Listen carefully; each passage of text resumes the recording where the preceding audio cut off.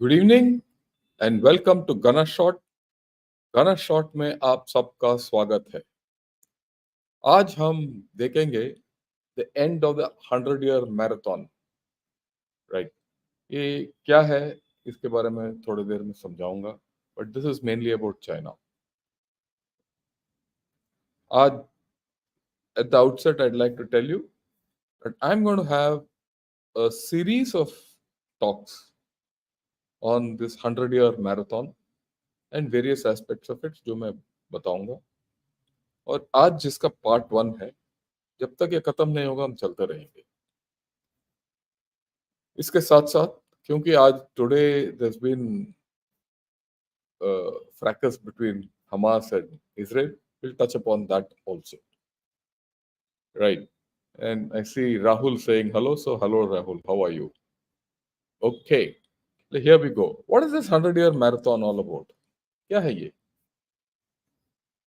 100 year marathon was a book written by Michael Pillsbury. एक बहुत माना हुआ किताब है। और इस किताब में ये बताया जाता है कि what is China's secret strategy to replace America as the global superpower? Not economy, superpower. Right? और ऐसे बहुत किताब हैं, but I chose this because इसका नाम मेरे को आकर्षित किया। I like the title. So China is on a 100 years marathon that for the past 100 years, as per him, they've been planning how to take over the world and become the number one superpower. But many people don't think so.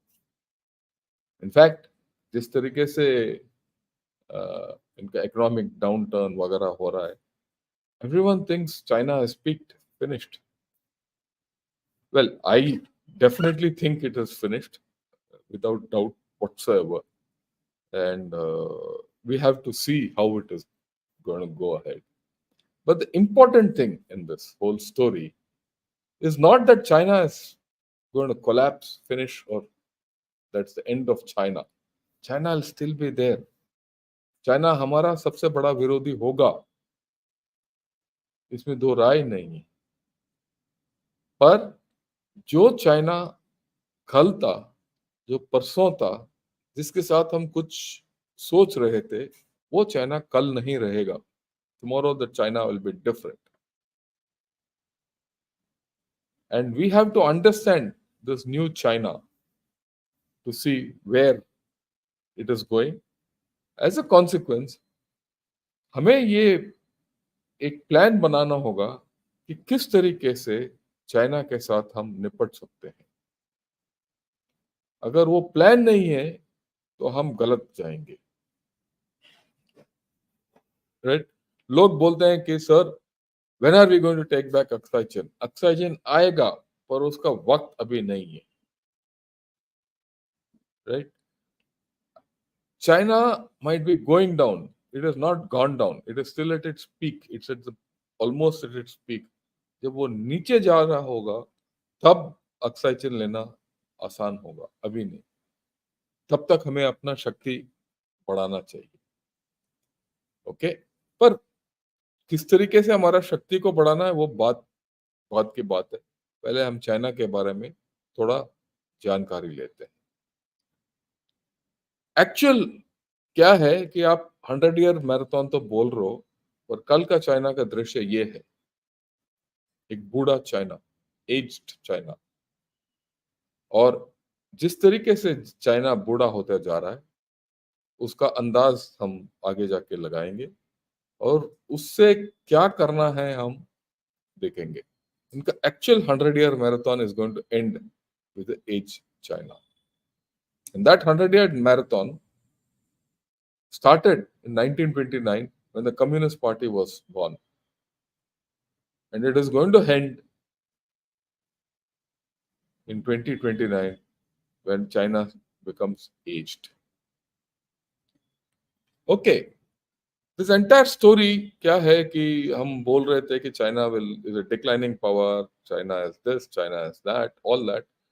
The real thing started when I saw this article in Wall Street Journal where it says China's 40-year boom is over. What comes next? What comes next? Boom तो खत्म हो गया, China का क्या होगा आगे जाके, इसका अनुमान लगाना इंपॉर्टेंट है। और न्यूयॉर्क टाइम्स ने एक आर्टिकल निकाला, a crisis of confidence is gripping China's economy. It is not that China's economy has gone down or going down, it's going down, but it's a crisis of confidence. Economy क्या है, एक देश का होता है, और अगर उस देश के अंदर there's a crisis of confidence, there is something happening उस देश के अंदर, हमें उस देश को एक अलग नजरिया से परखना चाहिए. So that is the important thing. And these two articles, set me thinking. It set me thinking deep about China. China के बारे में पढ़ता रहता हूँ, आपको प्रोग्राम करता रहता हूँ, गेस्ट को लेके आता हूँ, सब कुछ. But then I thought, let me do my own thing, and I researched and I wrote an article. China's 100-year marathon towards global domination has gone out of breath. Future appears rocky from 2030. 2030, not now. But उसका जो down turn है शुरू हो गया. And ये मैंने Eurasian times में मैंने एक आर्टिकल लिखा, और अगले 5-6 दिन इसी के बारे में मैं बात करना चाहता हूँ, क्योंकि आर्टिकल तो छोटा है वो, right, but the issues which I felt everyone should understand in the entirety is what this series is all about. And अगर आप चाहते हो कि ये पूरा सीरीज फॉलो करें and you understand the complete future of China कहाँ जा रहा है, प्लीज सब्सक्राइब टू गाना shot and become members. You can become members, subscribe, so that I find that not many people are showing interest in the past few days, but that's understandable because I've been irregular. But now I'm going to be regular, and I'm going to focus on issues which matter to India. Right. When you talk of power of a nation, there are many issues which are involved. बहुत चीजें हैं एक देश के ताकत. मेरा जो अनुमान है और मेरा समझबूझ के मुताबिक, जब हम पावर के बारे में बात करते हैं, ये पॉइंट आते हैं चाइना के हिसाब से. डेमोग्राफी, आइडियोलॉजी, स्ट्रक्चरल इश्यूज, और ये स्ट्रक्चरल इश्यूज उसके इकोनॉमिक स्ट्रक्चरल इश्यूज है, क्लाइमेट चेंज, जियोपॉलिटिक्स और उसका मिलिट्री पावर. और इन 6 चीजों का मैंने एक अनुमान लगाया, विश्लेषण किया, lot of analysis I did with lot of references and all that. And every day I will, decipher one. It'll be a short episode, so that it's not a long one. And you can ask me a lot of questions. I would expect a lot of questions. We'll go over each questions one by one. And side by side, if there are other issues coming up, like today it's the Israel and Hamas thing, we'll cover it. In the Palestine issue, we'll cover it. Right? The main thing will be China. Because I'm China centric, and today we're going to talk of demography. Why demography?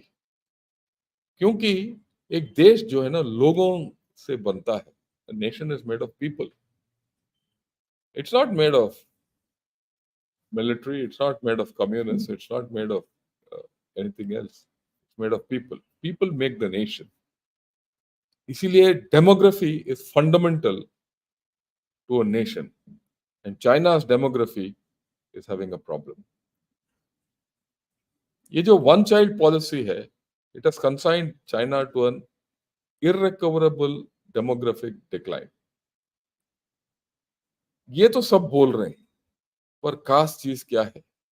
खास चीज ये है, the Chinese population is dwindling at abysmal birth rates of 1.06, losing working age population and aging at the fastest rate in human history. ये है. ये 1 point मतलब क्या है? 1.06 बर्थ रेट का मतलब क्या, मैं समझाता हूँ. 1.06 का बर्थ रेट ये है कि अगर दो लोग शादीशुदा हैं तो एक बच्चे पैदा करते हैं, बस वो एवरेज। रिप्लेसमेंट रेट क्या होता है? नॉर्मल रिप्लेसमेंट रेट जो है 2.1 होता है। 2.1 क्यों? ये तो सोचने वाली बात है। 2.1 इसीलिए है, अगर माँ बाप है, वो दो बेट हैं, तो वो दो के दो चलते रहते हैं। 2.1 बोलते हैं ताकि कुछ लोग गुजर जाते हैं, कुछ मर जाते हैं, कुछ कुछ हो जाता है, अबॉर्शन हो जाता है, चाइल्ड डेथ हो जाता है, वगैरह वगैरह। तो 2 से क्या है, आप रिप्लेस करते रहते हो और आगे बढ़ता जाता है खानदान। 1 से क्या है, वो हाफ होते जाता है। ये है। और चाइना का पॉपुलेशन है घट रहा है। चाइना का ये one child policy, two child, one child policy तो बहुत पहले की बात है। Two child policy, three child policy अब सुनते रहते हो। पर ये जो टू चाइल्ड पॉलिसी है, ये कम्युनिस्ट लोगों ने तकरीबन, इनको पता था 2005-6 में इन्होंने टू चाइल्ड पॉलिसी जारी किया था, पर वहां कोई असर नहीं हुआ। 20 साल से कोई असर नहीं हुआ। जो 20 साल से असर नहीं हुआ, अभी जो तीन थ्री चाइल्ड पॉलिसी लगा रहे, उसका भी असर नहीं हुआ। और इनको पता था कि ये प्रॉब्लम है, पर उन्होंने कुछ नहीं किया। क्यों? जी जिनपिंग और उसके चाहते, वो दुनिया को कॉन्कर करने चले, पर अपने घर में तो खोखला था, वो तो भूल गए, उसको सुधार रहा नहीं। ठीक, जीडीपी ये वगैरह वगैरह तो ठीक है, टेक्नोलॉजी वगैरह आप कुछ भी कर लो, पर लोग ने ये तो क्या करोगे? और वो ये बेसिक डिफेक्ट चाइना के अंदर इन्होंने ठीक नहीं किया, अब ठीक नहीं कर सकते। ठीक,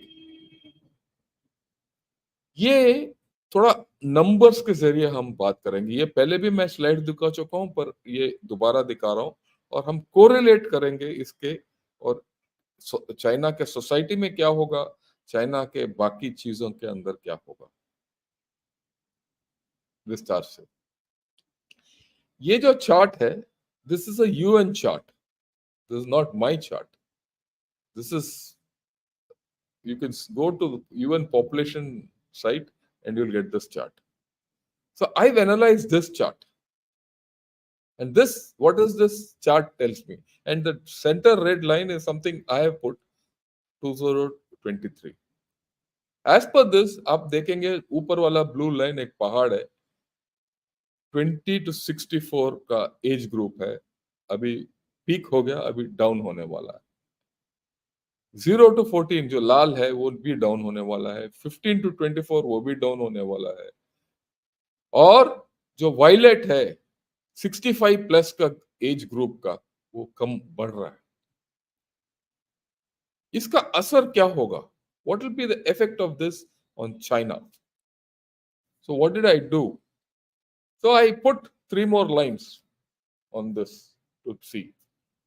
फर्स्ट लाइन 2030, यानी 7 साल के बाद।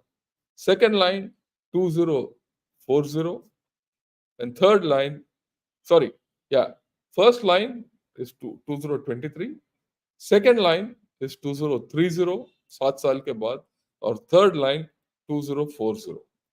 2040 के बाद मैं, I am not analysed because this fall is so steep.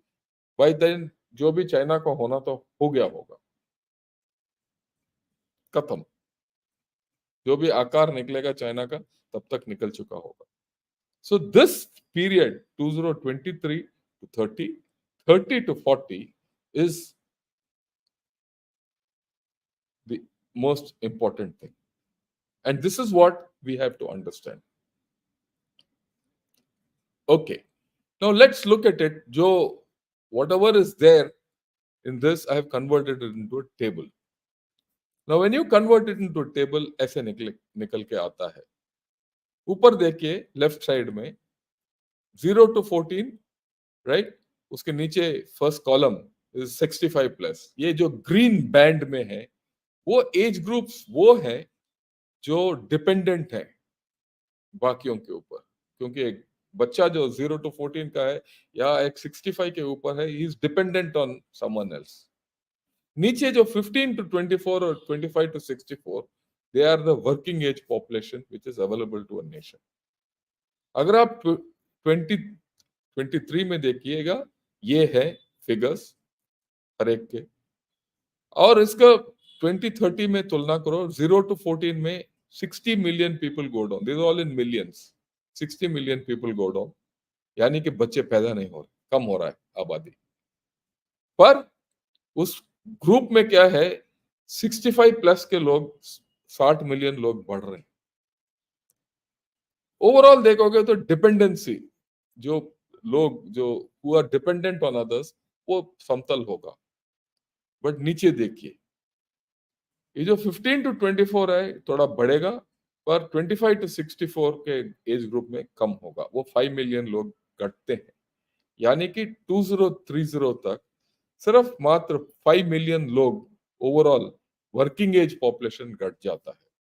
तो राइट साइड में जो हमने लिखा देखिए 2030, हालांकि 2030 तक ज्यादा फर्क नहीं होगा आबादी में, क्योंकि ओवरऑल आबादी जो है वो सिर्फ मात्र 5 मिलियन पीपल कम होंगे, 14 यानी 1.4 बिलियन से 1.405 बिलियन हो जाएंगे। पर इसमें क्या है, 65 प्लस एज ग्रुप जो है ना, वो 13% से लेकर 17% हो जाएगी, और 1/4 of the population will be 60 plus age group. ये 60 प्लस एज ग्रुप इसमें है ही नहीं, पर अगर उसको गिनती लगाओगे तो एक चौथाई पॉपुलेशन 2030 तक 60 प्लस एज ग्रुप में आ जाएंगे। हर चौथा आदमी बुढ़ा होगा चाइना के अंदर। तो ये प्रॉब्लम है चाइना के लिए, क्योंकि इनको देखभाल कैसे करना है। ओके, बट मेन चीज जो है 2030 से लेकर 2040 के बीच में हर चीज में अगर आप देखिएगा तो घाटा है, सिर्फ बूढ़े लोगों के अंदर बढ़ रहा है। बच्चे पैदा नहीं हो रहे तो इनका -40 मिलियन हो जाएगा, ताकि जो बच्चे हैं 0 to 14 का ग्रुप 180 मिलियन से लेकर 140 खत्म तक कम हो जाते हैं। जो बूढ़े हैं 250 से लेकर 360 मिलियन हो जाते हैं, बढ़ जाते हैं। ओवरऑल क्या है, डिपेंडेंट, जो बाकियों के ऊपर डिपेंडेंट है, वो 70 मिलियन लोग बढ़ जाएंगे। अभी 2030 में 430 मिलियन होंगे, 500 मिलियन हो जाएंगे धीरे धीरे। 10 साल के अंदर अगर आप देखिएगा, हर साल 5 मिलियन लोग ज्यादा होंगे, जिसको हमें संभालना पड़े, इनको संभालना है, और वो सब बुढ़े हैं, जो मैंने पहले दृश्य दिखाया था ऐसे। वर्किंग एज पॉपुलेशन जो है वो 120 मिलियन घट रहा है, 975 मिलियन से लेकर 855 मिलियन आ जाएगा। ओवरऑल देखिएगा राइट साइड में जो मैंने विश्लेषण किया, टोटल पॉपुलेशन जो है 55 मिलियन कम हो जाएगा, 14.05 से लेकर 1355 मिलियन हो जाएगा, 1.35 बिलियन। वर्किंग पॉपुलेशन क्या है, 12% घट जाएगा।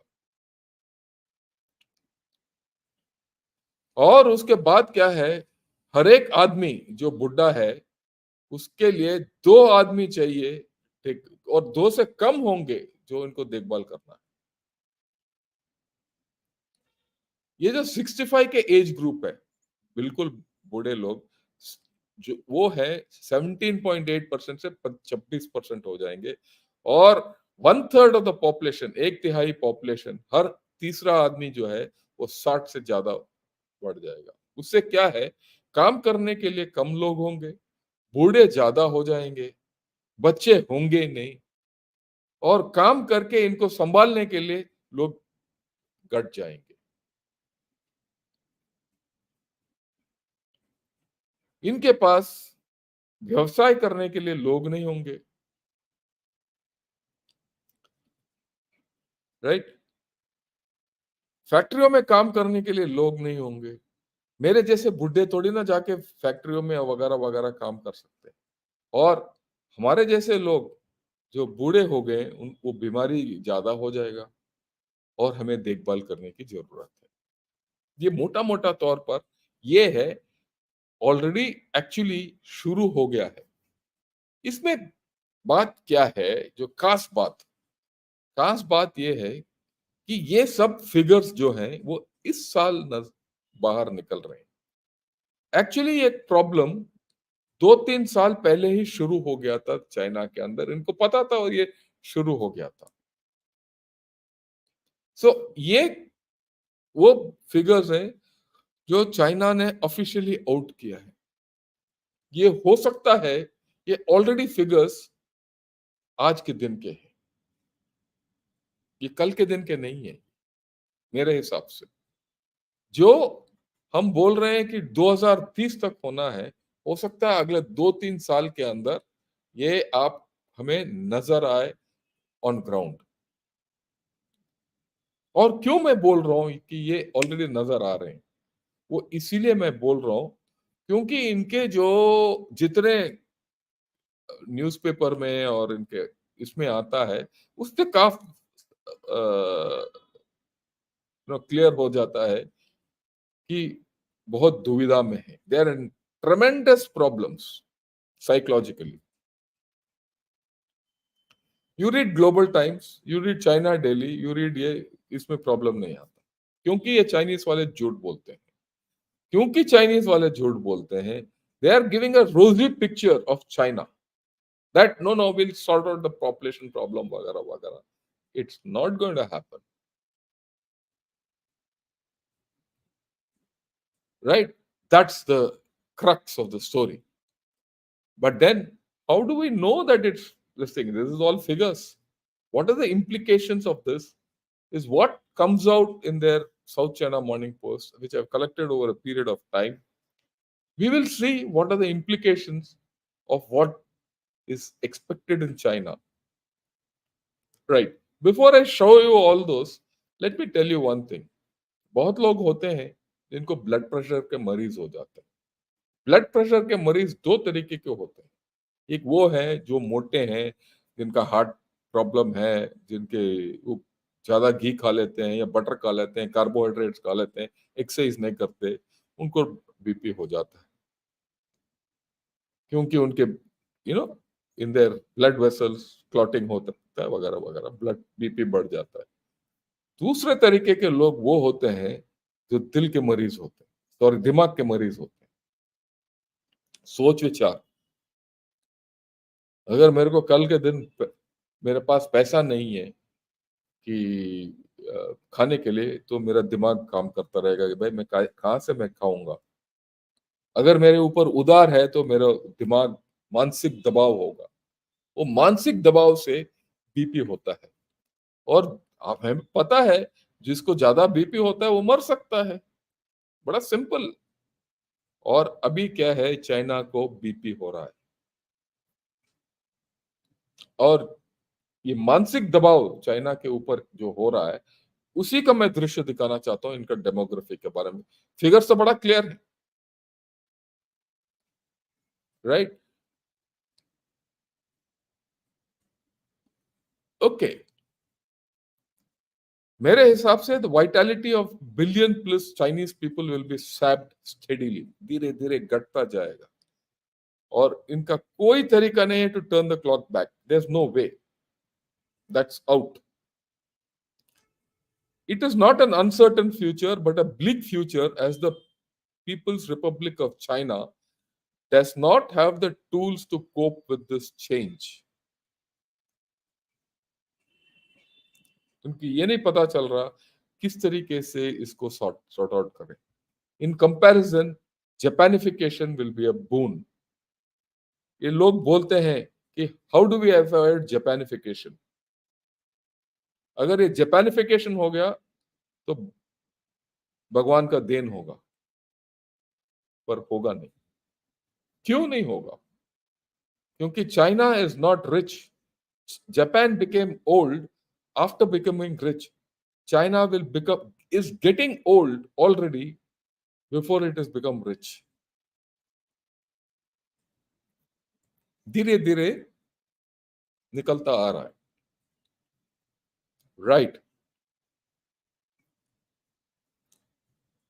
ये एक सीरीज है of south China morning post. Have a look at it. It's full of videos.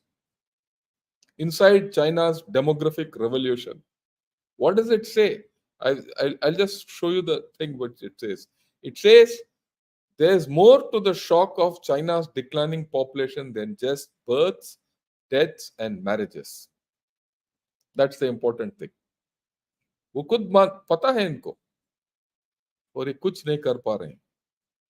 Chinese Gen Z and millennials are choosing career over kids. क्योंकि इनका सोसाइटल प्रॉब्लम यह है कि अगर करियर नहीं है तो कहीं नहीं जा सकते हैं और इनको बच्चा नहीं चाहिए और choosing to live flat and let it rot. Tangping and bailan. तो कोई दुनियादारी से कुछ फर्क नहीं पड़ता. ये बच्चे हैं कल, ये फ्यूचर चाइना का.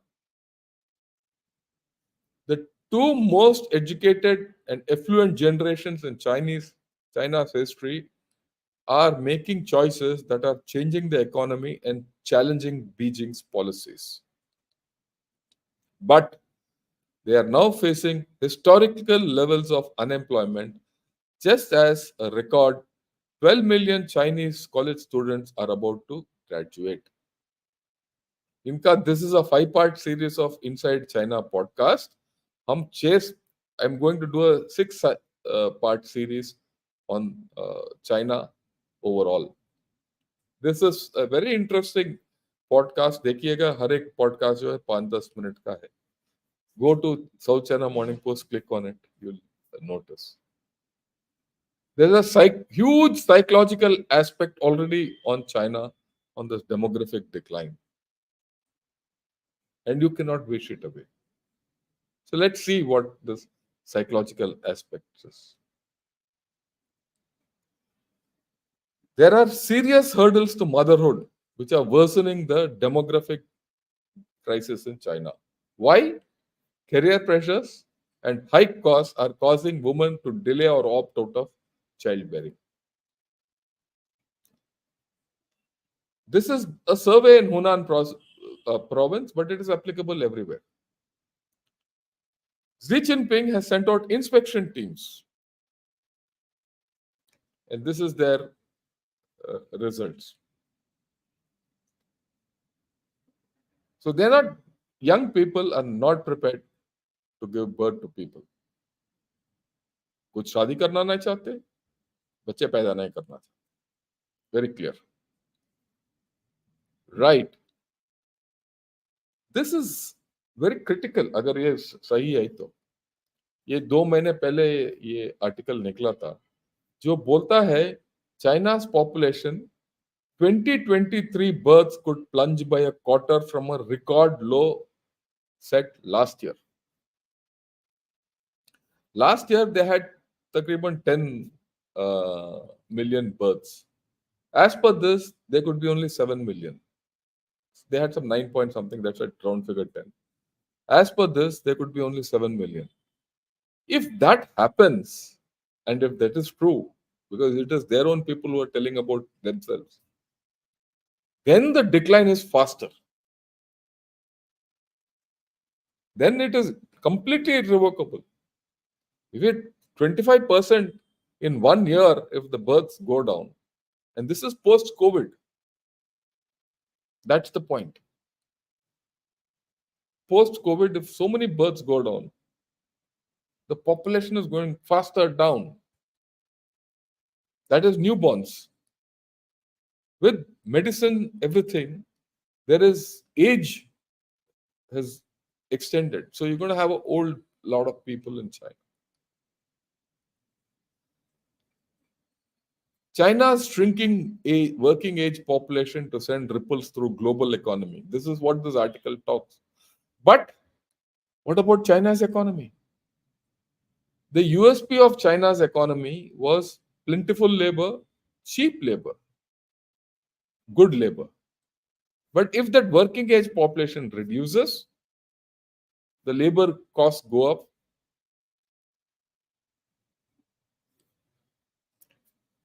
Right. Then, if the working age population reduces and the old age increases, that means this reduced number of working people, जो काम करने वाले कम लोग जो हैं, वो जो बूढ़े लोगों को देखभाल करने की जरूरत है. अगर बूढ़े लोगों को देखभाल करने की जरूरत है, तो कंजम्पशन कैसे होगा? बिना कंजम्पशन के चाइना का इकोनॉमी में सुधार नहीं होगा. मैंने जो के एक नया कार तो खरीदना नहीं. अगर मेरे पास पेंशन नहीं है तो मेरे लड़का जो है वो मेरे को देखभाल करेगा या वो खुद कार खरीदेगा? सोचने वाली बात है. और उसके साथ साथ प्रॉपर्टी टप है जिसमें मैंने निवेश किया है, तो मैं कहाँ जाऊंगा? Right. So the working age population cannot support their own economy. Global economy को मारो गोली. राइट. ये खुद ये बोलते हैं जो मैंने यहां बताया है. ये आप देखिए, इसमें मैंने ये फिगर दिया है इधर, that 110 million people between 2030 and 2040, 65 plus old age people will increase. अभी ये क्या बोलता है ये फिगर? ये खुद इन्होंने अपना अंदाज लगाया है. and they have said China population 100 million more senior citizens expected in next decade. यानी कि अभी 2023 2033 तक. मैंने तो 2040 तक बताया, ये तो पहले बोल रहा है और मेरे ख्याल में इससे पहले आ जाएगा. ये फिगर्स तो मैंने तो I have taken conservative figures. If you take his thing, it is even worse. Number of citizens aged over 60 in China is expected to by an average 10 million per year over the next decade. And after that, it will increase further. Right? Over 38% of the population is expected to be aged over 50 by 2050. उसको छोड़ो. But by 2040, 30% of the population, 1 in 3, will be over 60. वो तो है. ये whatever figures I am saying, South China Morning Post is confirming. My figures are from UN, their figures are from I don't know what.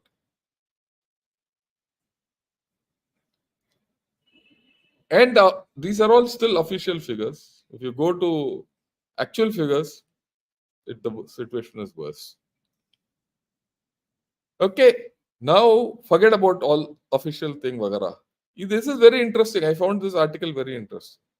China's largest online domestic helping agency says labor shortage a worry amid population decline. ये खुद अभी, what is this online domestic helper agency? ये छोटे छोटे काम के लिए, people who can deliver, people who can do housekeeping, इनको they have agencies, जैसा हमारे देश में भी होता है. वो अभी से घबरा रहे हैं कि लोग बच्चे नहीं है, यंग पीपल नहीं है, तो ये कहां से मिलेंगे वर्किंग एज पॉपुलेशन को बूढ़ों को देखभाल करने के. Right. So he says it will be increasingly hard to find domestic helpers in China as the labor base shrinks. And Chinese millennials are reluctant to do such work. पढ़ लिया उन्होंने, पढ़ाई कर लिया, वो कौन क्यों जाके किसी और के घर साफ करेगा? So there is something happening in China which we have to keep our pulse on. इनका बीपी हो रहा है. ओके. अगर हम सोचते हैं कि नहीं नहीं ये नहीं यार, ये तो बकवास कर रहे हैं. Kindergartens fall for the first time in 15 years as demographic crisis takes a toll. So even the kindergartens बंद हो रहे हैं. बच्चे पैदा नहीं कर रहे हो तो किंडरगार्टन से क्या करना है? अगर किंडरगार्टन नहीं तो टीचर को नौकरी नहीं मिलेगा. रिपल इफेक्ट देखिए हर एक चीज का, हर एक. I am focusing on each aspect of the society and see the effects on all that.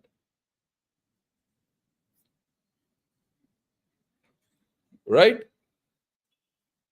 Self-aware, double income, no kid couple with no kids could prolong the demographic crisis. So there's no solution, and they don't have solution. There's one fool called Ming Wu. I'm sure he's from China. He says any nation will face the same problem and no solution. Unfortunately, China is not a rich nation. ये मिंगू है Chinese, इसमें doubt नहीं है. वो तो आया है justify करने के लिए. इसी से मेरे को पता चल रहा है जो भी मैं बोल रहा हूं सही है, और उनको कल रहा है.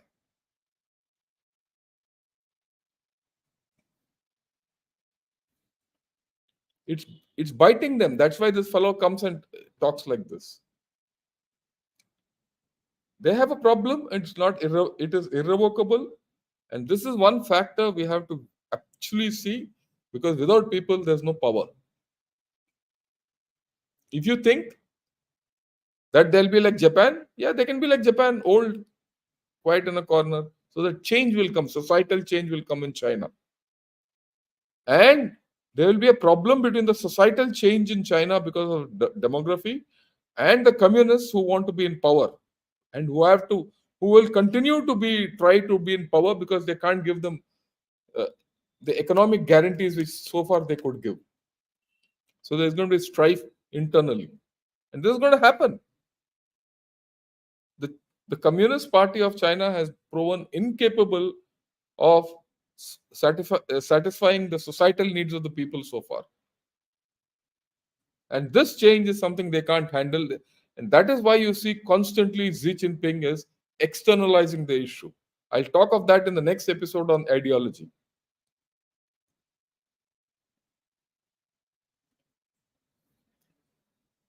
China's healthcare costs fuel consumption in aging society, but alarms are blaring in the medical insurance fund, because इनके जो ओल्ड पीपल के मेडिकल इंश्योरेंस इन्होंने काट दिया. 6 महीने पहले देवर प्रदर्शन थे कि आपने हमारा मेडिकल इंश्योरेंस को कैसे काट दिया.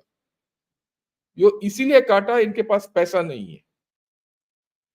They cannot take care of their aged. If they cannot take care of their aged, then there's going to be social strife. There's no pension system in China. In fact, you'll be surprised that our medical system and our system of social security is far better than that of China. Because हमारे पास ये we have this cultural thing that look, अगर माँ बाप हैं, बूढ़े हैं, तो उनको देखभाल करने बच्चा कुछ भी करेगा. उनका ये नहीं हो रहा है.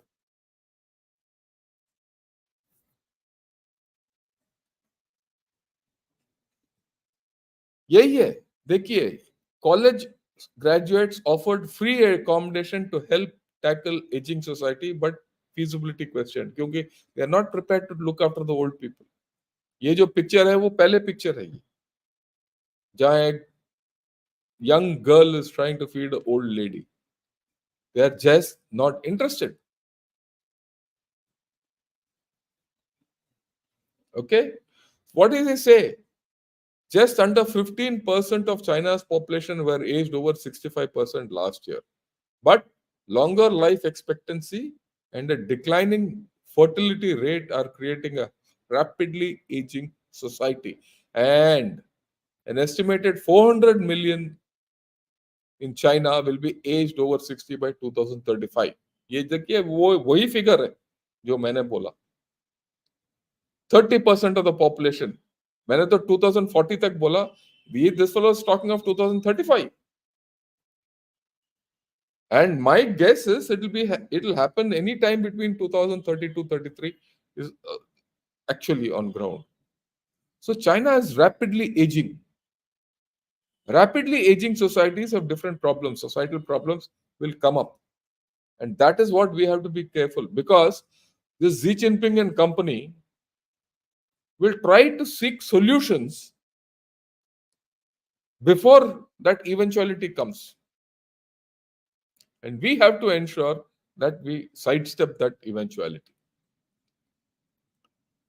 Right. So, this is the basic thing which I wanted to today talk to you about this 100-year marathon, the first part on demography.